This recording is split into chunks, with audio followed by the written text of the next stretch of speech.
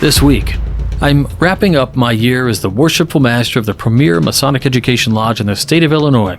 I play along as AI asks me 5 questions about my year in the East as a review. Then, we take a look at the hero's journey, the power of myth. So much can be said from author Joseph Campbell and his expoundings on all of his thoughts regarding the mythological template for heroism. But is it Masonic? This week, we've got a great reading of The Hiramic Legend is Not the Hero's Journey, a great piece by Worshipful Brother Patrick Dey. All this and more, stay tuned. Welcome back to Whence Came You, a Masonic podcast featuring research papers and discussions related to Freemasonry. Here's your host, Brother Robert Johnson. Welcome back to the show. This is episode number 651. I want to thank those people who make this podcast possible, our contributors, fellows, producers, and legacy partners of Patreon and PayPal. You guys are awesome. Thank you so much for continuing to allow us to make this possible. If you're curious on how you can help support the WCY podcast, head on over to our website, wcypodcast.com. Click on Support the Show. Additionally, there are other ways you can assist us by clicking on the shop, which will show you the brand new producer's pin, which will send you for a couple bucks, and you can wear that everywhere and let everybody know that you're into Masonry, specifically Masonic education. Again, we've been doing this for over 10 years, all thanks to you. As far as presentations go, no presentations on hand at the moment. I've got the upcoming Grand Lodge sessions, October 3 through 5. That's going to be a blast. Looking forward to sharing fellowship and really getting to spend some quality time with the Brothers of Illinois and surrounding states who happen to show up. So this week, I thought I'd try something a little interesting. I have been super busy Masonically, and what could I be busy with? Well, aside from the show and all of the things that we all have, I just wrapped my year as the Worshipful Master of Space Nova Masonic Lodge, which is the premier Masonic education lodge in the state of Illinois.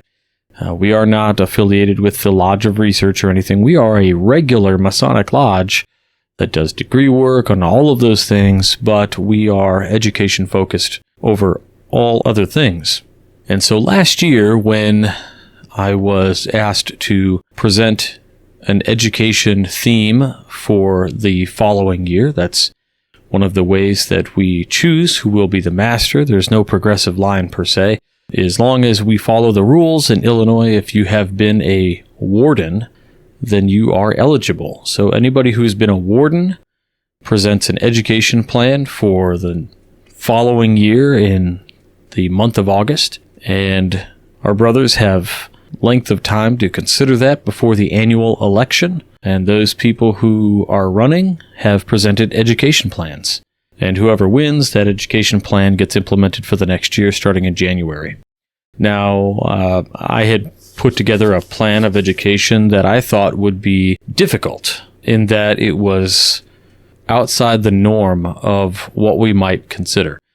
So I put together an education plan based on the 12 labors of Hercules, and how those various skills and virtues that Hercules portrays within these stories align to the practical lessons of Masonry today.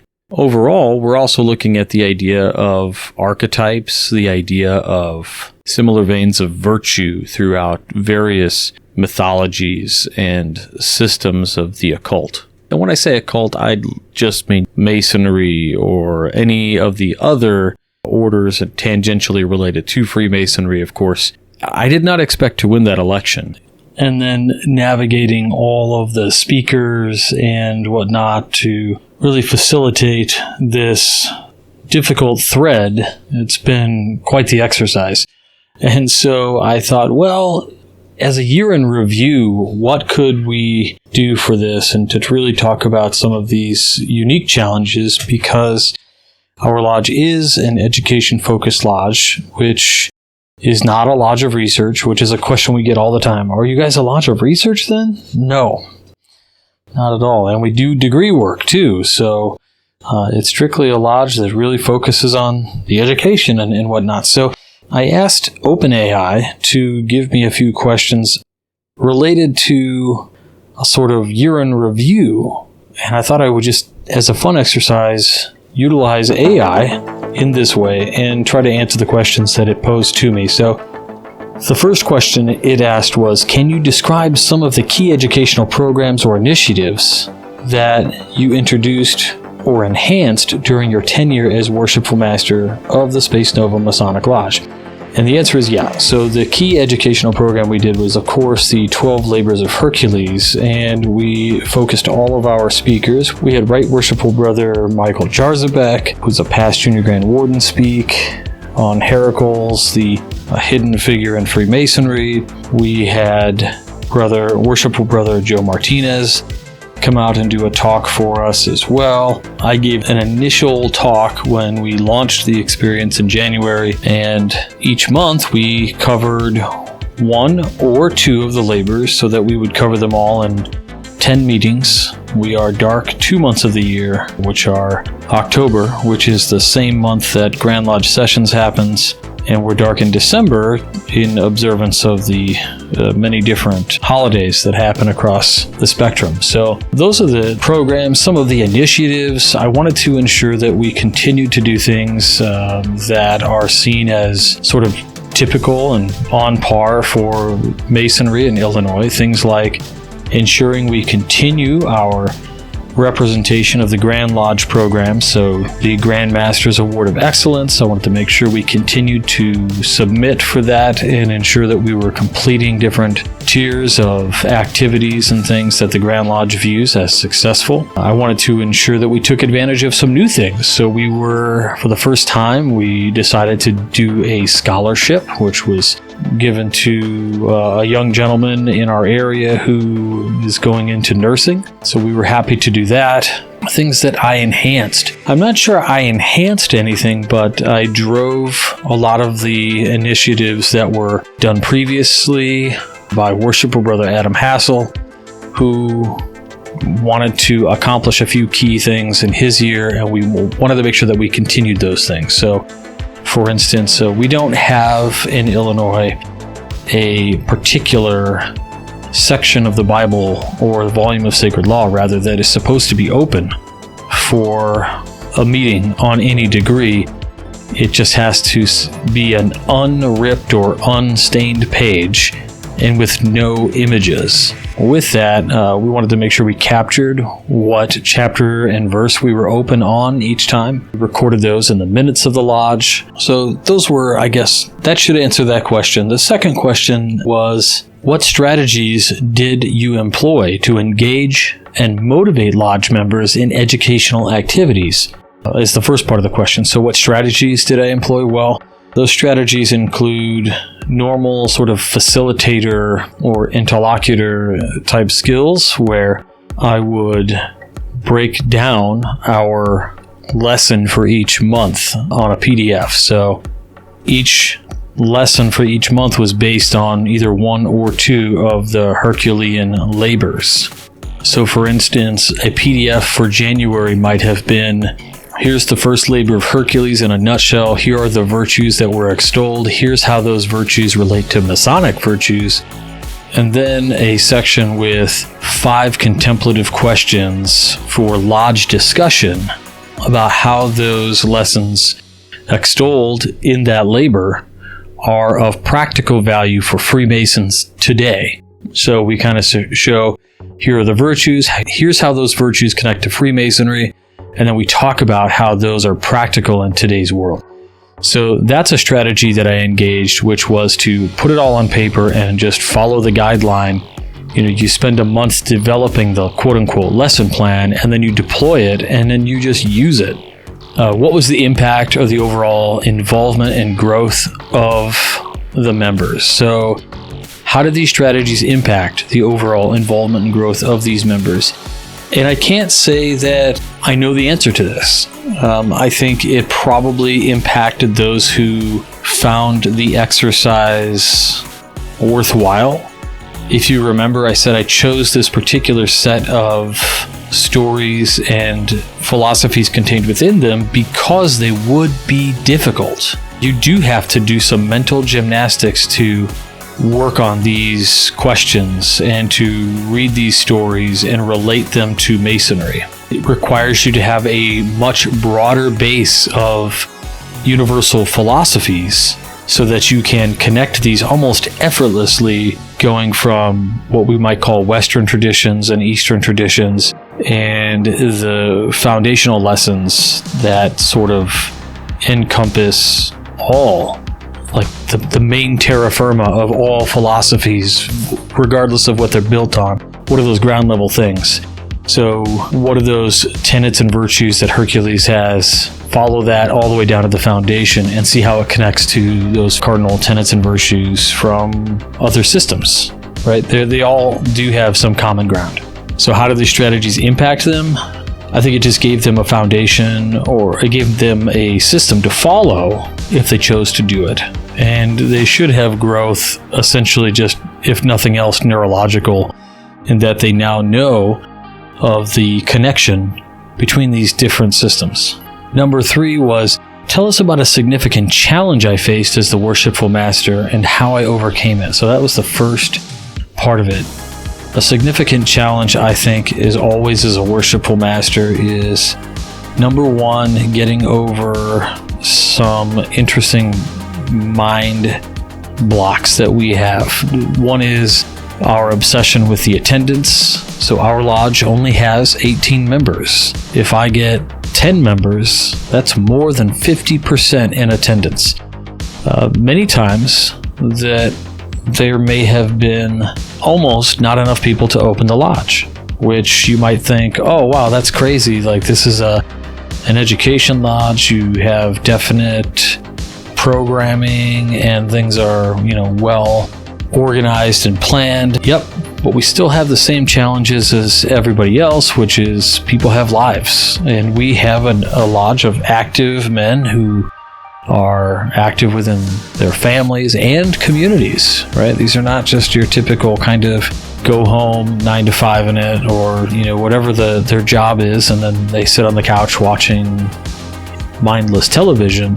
These are people who are busy in their communities. So there's always been this idea that our members would be in competition in terms of what they were going to do and what they came to. Now, competition is how we might see it, but to the member, it's just a triage of what's most important. And we trust our members to pick what is most important, and we know they're going to pick the right things, right? Like, obviously, your family's reunion is going to come before the meeting. So, and the second part of the question was, what did this experience teach you about leadership and management within the Masonic community? Well, I think it reinforces the idea that I'm not always going to get the attendance I want, and that's okay. And also, there's this kind of idea that we say, well, we put all this planning and stuff into a meeting that not enough people came to. When in actuality, we should be thinking, we put a lot of planning into this meeting, and now, you know what? There's more food on the table for the people who came. There's another way to look at that. And I'm not talking about food, right? We're talking about brain food, more education, more time for those attendees to ask questions and have more time discussing the answers to those questions than having to give up time for others who might be there and asking other questions. So there's a benefit to having lots of people there and that we have a diverse conversation. And there's also a benefit of having less people there and seeing that other side of the coin. The benefit of having less people there is definitely something I feel like I know, but is always a sort of teachable moment when it does occur. The next question said, how did I collaborate with external organizers or other Masonic lodges to further educational endeavors? And what were some notable outcomes from these collaborations? Well, something that my predecessor did, which was, I believe, Adam Hassel, we did a meeting where we opened up at another lodge in the district during the summer months that had much better air conditioning and things. And we invited all the members of that lodge to attend our lodge. And while I wasn't able to do that in my tenure to collaborate with these other organizations, I was able to just invite more people personally with an email out to them saying, hey, it would be awesome if you'd be my guest to this meeting. There's no charge to attend. I just want you to come out, have fun, and enjoy yourself. I feel like, in a way, we did something similar or an homage to this other idea. And while it wasn't directly in collaboration with other Masonic lodges, I feel like we still reached across the proverbial aisle and tried to get some folks out. The outcomes? Sure, we had several members from curious lodges that were in and around the area come out, and I think they had a good time. They expressed that this was exactly what they thought Masonry was going to be when they joined, and that always feels good. And it's almost verbatim, that line from so many different people who have visited Space Novum Lodge over the years, where I've been the secretary of that lodge since its inception, except this year, right, where I've been the master. So a lot of fun, though. The last question was, reflecting on our year as Worshipful Master, what are you most proud of? So that's the first part of the question. What am I most proud of? I'm most proud, I think, of the members of the lodge who jumped through these mental hoops to try to make these connections. Like I said, this was a difficult assignment, and it isn't on the surface directly recognizable as something that is Masonic. And yet, if I took all of the lesson plans that we put together for this year and we put them all together, which we will do in our annual publication, you'll be able to read these lessons, the in a nutshells, all of the graphics that we put together and the discussion questions. And you'll be able to see, hey, this was Space Novum Lodge number 1183's annual publication for the year 2024. And you could probably take all of those lesson plans and turn them into their own book about the connections between the Greek mythos of Heracles and Freemasonry. And I think that is something to be proud of, that we, through our collaborative effort as a lodge, found the connections, put them together into something that didn't exist before. The second part of the question is, and what advice would I give to my successor to continue fostering a culture of education and improvement within the lodge? This is an interesting question, because I think this is always the goal, and yet just as something is brand new and it's exciting, as time moves forward, it becomes less exciting, it becomes less neat. People start dropping off, and they discover that, hey, the lodge will exist if I don't go to the meeting, those kinds of normal struggles. And so the advice I would give is to continue to put forth maximum effort in producing the educational content, to ensure that we are looking to our members to drive the type of education that they want and find valuable, which will increase the likelihood they will show up to the meeting. And I also think we need to diversify our bonds, if you want to think about it that way, which is that, yes, while we are an education lodge, there are several things that we could do which check the boxes for brothers who are looking for also this more, traditional means of Masonry, which do involve things like the charity and the outreach and the fellowship. And so without those things, maybe there's not as much of a drive for attendance to go to something that is truly once a month, truly is all education and nothing else. Why not add some salt and pepper to the mix, right? And this has been a learning experience as our lodge has been there.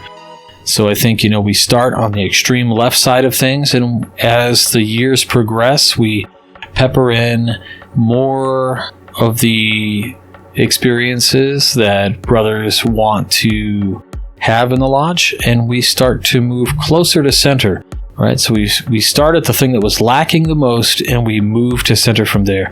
And I think that's been a key indicator of our success and our continued existence. It would be very easy to just turn in the charter if we wanted to, but we're not there, because our members do enjoy coming to lodge. And we've got new members coming in, we've got inquisitors, people who know that they can go through a Masonic experience at any lodge, but they choose Space Novum. It's really humbling as well. So what advice would I give the successor to continue fostering a culture of education and improvement within the lodge? Well, just to continue that work, to listen to the brothers and to sort of spice things up every once in a while with a little extra, with a little charity, with a little fellowship, which I think we do accomplish. Yet there's always room for improvement. So that's what I would say. And that's kind of the year. Really interesting to ask AI to do these questions and to answer them as I've read them to you and give you my answers. I hope you found it informative and maybe a little bit inspirational and hope you enjoyed. So that's it for this portion of the show. The next is I wanted to read a shorter of an article by Brother Patrick Dey that he wrote a while back. It was called "The Hiramic Legend is Not the Hero's Journey." Now this is interesting because I think there's been a number of individuals who have written about the idea of Joseph Campbell, the hero of 1,000 faces. The hero's journey is in, this same kind of modus operandi that continues to happen in every single story you can think of. And certainly there's been no shortage of people who have presented on this idea of the Hiramic Legend also being a part of, or at least related to, this sort of hero's journey, which is outlined by Joseph Campbell and, one of the books that he wrote, The Power of Myth, which is a pretty interesting tale. So from the get-go, the Hiramic Legend is not the hero's journey could be seen as a little gritty to some who have spent some time and invested in this idea. But let's see what Worshipful Brother Patrick Dey has to say about it. He says, in 1949, Joseph Campbell published his seminal work, Hero with 1,000 Faces, in which he outlines a motif he noticed in many myths concerning heroes and heroic quests. This motif of the hero's journey has become so prolific and disseminated so extensively that it now stands as its own archetype, irrelevant to Campbell's text. So much so that there are a surprising number of people who are totally ignorant that the hero's journey was invented in the mid-20th century by a professor at Sarah Lawrence College. Hero with 1,000 Faces is actually a brilliant work, and I would recommend it to anyone, though I have my disputes with Campbell. The text is a step-by-step guide through the motif of heroes and their quests by comparative method. But rather than iterate a bunch of myths in full and then point out where certain elements of the motif line up, he walks the reader through the motif element by element, and then picks and pulls scenes from a vast variety of myths to demonstrate the motif.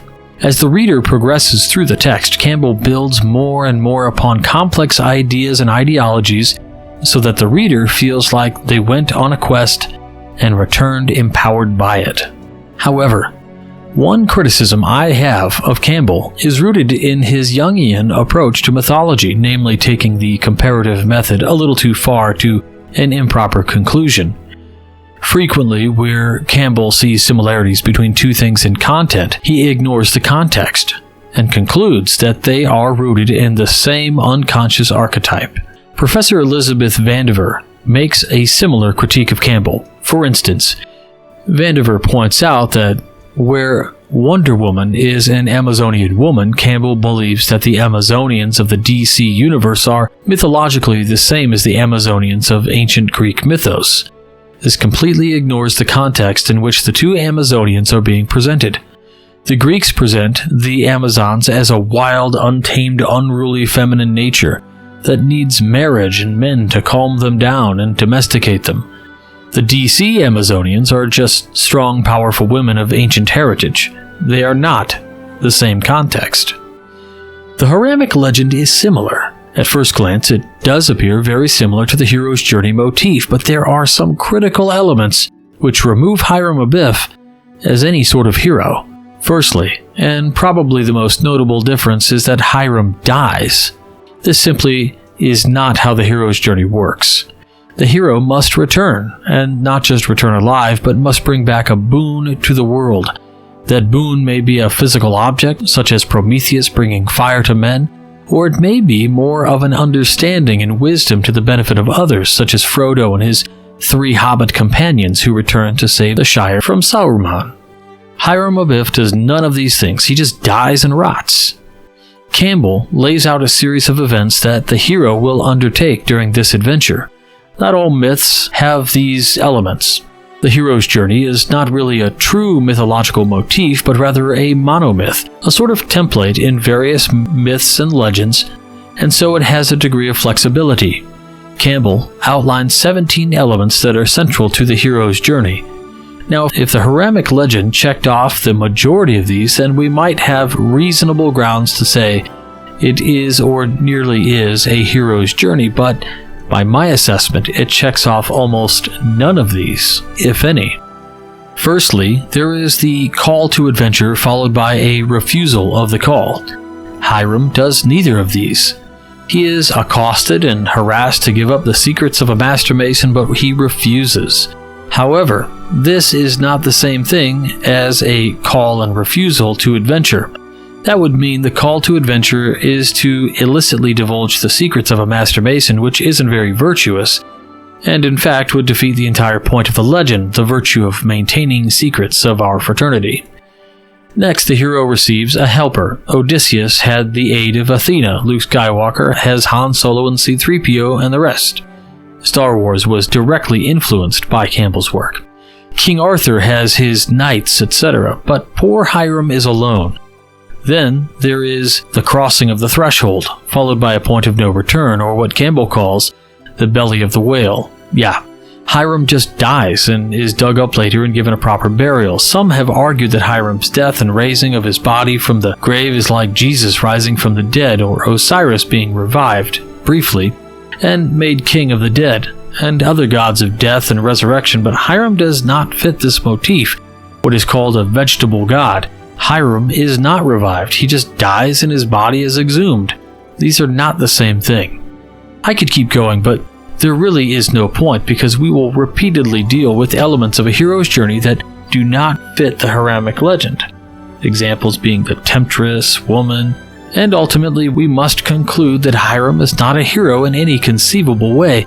He's simply a tragic character. That said, just because the legend is not a hero's journey, the Hiramic drama does provide the apparatus for the candidate to experience a hero's journey. That's pedantic, but there is a difference between the Hiramic legend and the Hiramic drama.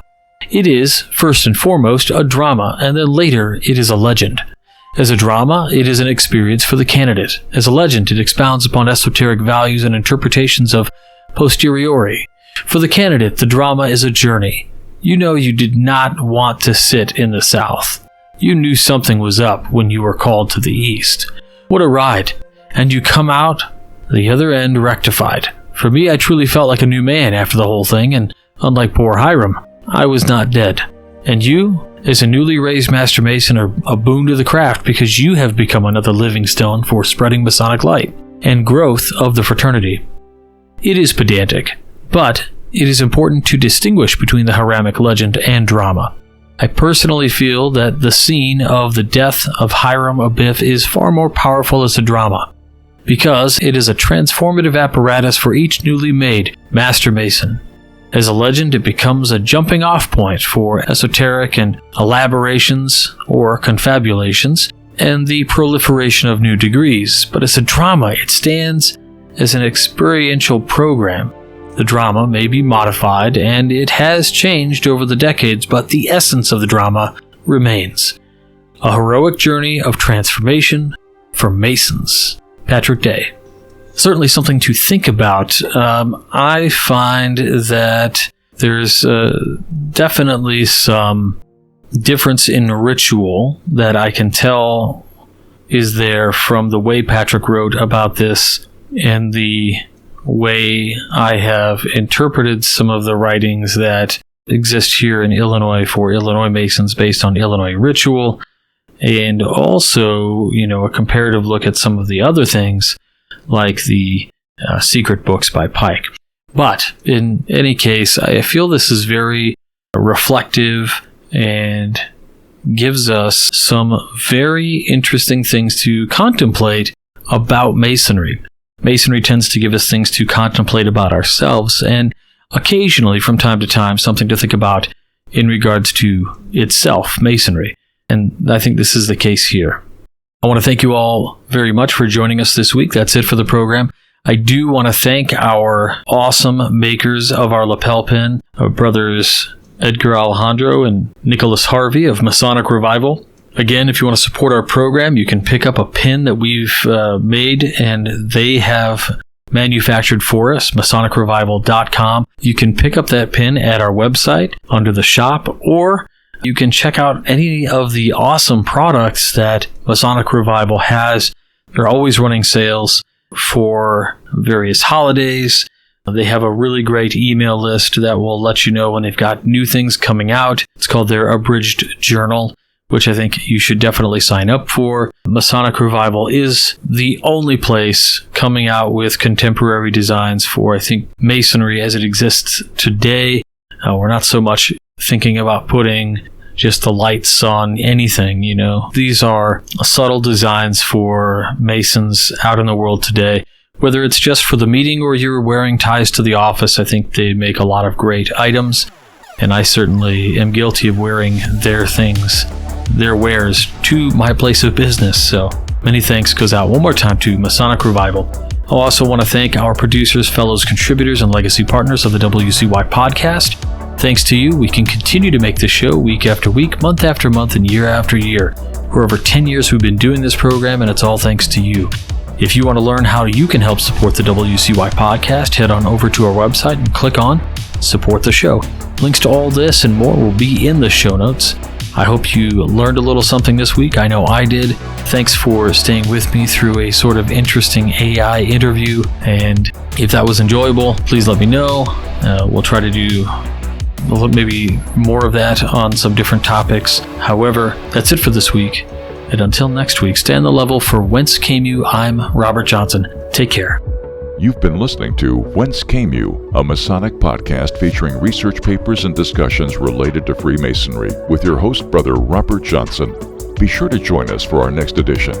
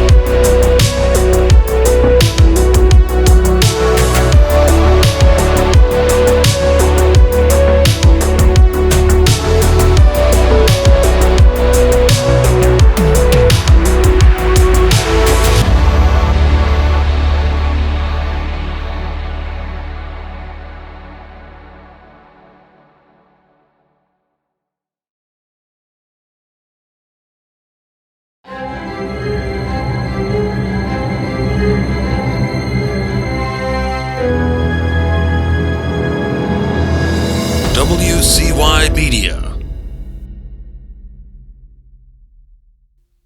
Well, you guys beat me as not the